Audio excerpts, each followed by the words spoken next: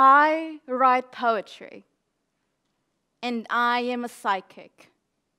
I know what you're all thinking. It's either one of these three things. First, cool, you write stuff. Or second, that's amazing how you write and infuse inspiration from our mundane life and make words dance on paper. Or third, oh, you're right. Is it even good poetry? My left could be your right, so I don't know. But what I do know is I write, as there is this pounding inside my ribs that I need to let out. Let out. Like a bag of rice with a hole at the bottom, there goes all my feels. These poems go out and dress themselves to the nines, waking me up as if it's New Year's Eve each night. Little indoor cranial explosions, neural fireworks. I am a weary traveler, wanting to unload all these poems I've gathered throughout my escapades at the dairy. And I do share my poems with my friends, my entire being on this paper, and they read it. I love it when people read in front of me because you'll never know if they're faking it and are just being really polite. And my friends tell me, your poems don't rhyme. And I say, yeah, my poetry is this ever-evolving entity, never-ending, with stories from funny to embarrassing to tragic comedies. My poetry is me. This flawed human being who craves life and just wants to walk on this earth and proudly declare that I love Marmite, amongst other things. And I will write these on a poem, and I will find a way to equate my genuine love for Marmite to the insatiable appeal of life. For me, poetry is all about connecting things. As if knitting a patchwork sweater, holding these human experiences and airing these out like a spring cleaning of your own emotions. Connecting with people, opening minds, comforting readers, and letting you know that you are not alone in your love for Marmite. I write poetry, and I love it. I think poetry means differently to people. For some, it's Twinkle, Twinkle, Little Star, and for others, it's the bread and butter of their existence. I am passionate about poetry because it allows me to express myself and portray a new perspective to my readers. I was born and raised in the Philippines, and my family and I immigrated to New Zealand. We saw snow for the first time 2 weeks after we arrived here, and it was epic. We grabbed our jackets, ran outside, played in the snow, and took photos. We tried to make a snow angel, like the ones they do in the movies, but we couldn't do it. The snow was not thick enough. We also tried to make a snowman, again, not like in the movies. We were out in the snow for around 10 minutes, then we tapped out. It was too cold, so we instantly ran back inside. It was the perfect way to be welcomed to New Zealand. I know you all know the feelings of being new to a new place. It's such an exhilarating time, and everything looks so exciting. Yet underneath all this excitement, there is this quiet anxiety bubbling inside of whether you will fit in or not. For us, coming here was a brand new experience. Everything was different. The lifestyle, the weather, the accent, the culture were all different. Learning to adjust to our new home was fun, yet awkward and funny as well, and I write about these in my poems. Writers write about topics that are closest to them or on things they want to shed a light on. As renowned poet Percy Bysshe Shelley said, poetry is a mirror which makes beautiful that which is distorted. As an example, let's take this famous poem by William Carlos Williams called The Red Wheelbarrow. So much depends upon a red wheelbarrow, glazed with rainwater, beside the white chickens. This poem resonates with so many readers as it's short, yet it redirects your attention to this seemingly innocuous object and gets you to appreciate its importance and use and show you that there is beauty and serenity in the quiet and simple atmosphere of a wheelbarrow outside in the rain. Ashley Young, a phenomenal Kiwi poet, writes so truthfully about these all too familiar human emotions and creates an air of magic around everyday activities. A fine example of this would be this excerpt from her poem, How I Get Ready. She wrote, "And I think of the cruelty of songwriters as I get ready, how music makes their words sound better than they really are. How our feelings make music seem better than it really is. And how the difficulty of getting ready is a pure, bitter difficulty, like calculus."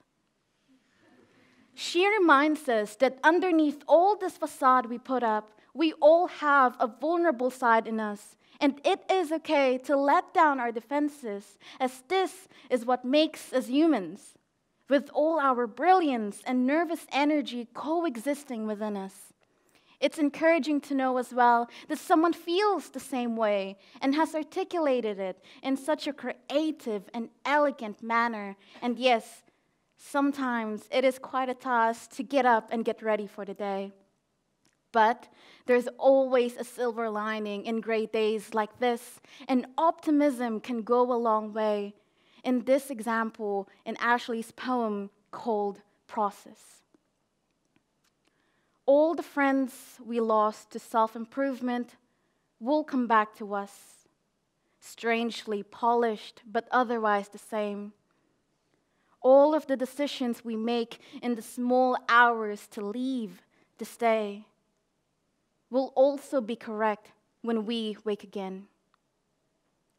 People write about things that are closest to them, and for me, I write about my own experiences as a young Filipino immigrant living here. Starting my new life here was an adventure. For my classmates back in high school, everything about me was different because I grew up in a completely different culture. English was not my first language, so whenever I spoke in English, it was quite clumsy. It was challenging, being the new girl and being fresh off the boat on top of that. That's why I am so thankful to my friends who looked beyond my appearance and my clumsy English and made the effort to include me in their circle. It was fascinating how interested they were in how I grew up in the Philippines, because for them, it's a whole new world. Some of our most memorable conversations would be us comparing and contrasting our own childhoods. And like a Venn diagram, there's always a similarity right in the middle. We bonded over High School Musical and Hannah Montana, and we talked about our dreams, our worries, and our plans for the future. We grew up in different parts of the world, yet somehow we liked and felt the same things. And I think this is what connects us as humans, as yes, we have our own unique experiences, but one way or another, we can still relate and learn from each other. There are so many people from different backgrounds living in New Zealand, and it is awesome. I love learning about people and their cultures and what they've gone through, and they share such astonishing life lessons. Knowing and appreciating our own differences broadens our perspectives and reminds us that this world is so big that there are so many stories and anecdotes out there just waiting to be heard. And for me, poetry lets me share my own stories. It warms me up that these few people who read my poems have had the chance to get to know my culture a bit more and know what it's like living in a new country with all the complexities and funny nuances. We should all strive to be curious, be open, and be willing to listen. So here's a challenge for you all. Talk to your friends whose backgrounds are different from yours and ask them, hey, what is it like being you? Trust me, it'll be an eye-opening conversation. You'll know your friend more, and your bond will be so much stronger with this genuine, renewed interest in each other. As for me, I will keep on writing and keep on sharing my own stories and experiences to help open and broaden minds out there. And I will keep on writing about the feelings of being new and minuscule, of being the new Filipino girl at year 12 during stats class with the teacher calling my name and the girls at the front saying, "Does she even go here?"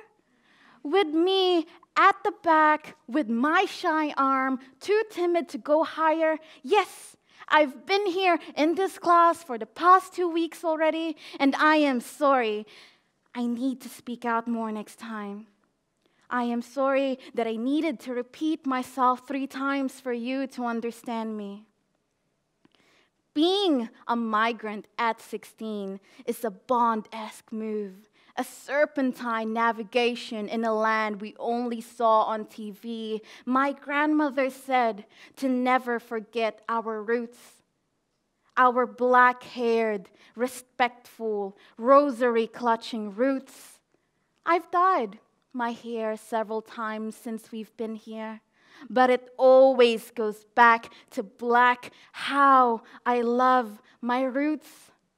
My big dreaming, hardworking roots, my rice-eating, pandesal-eating roots.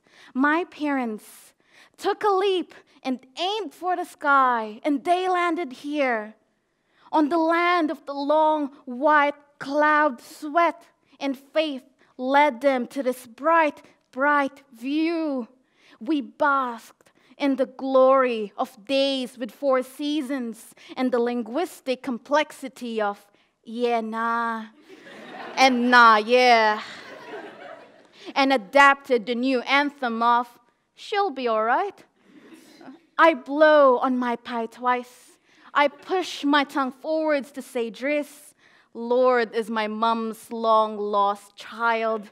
Our dinners are of us talking in this concoction of English and Visayan and Tagalog. And yes, my accent is still off, and I still stumble when I speak in English, but I hope when you see me and with everyone else you meet, that you see a story worth knowing. Thank you.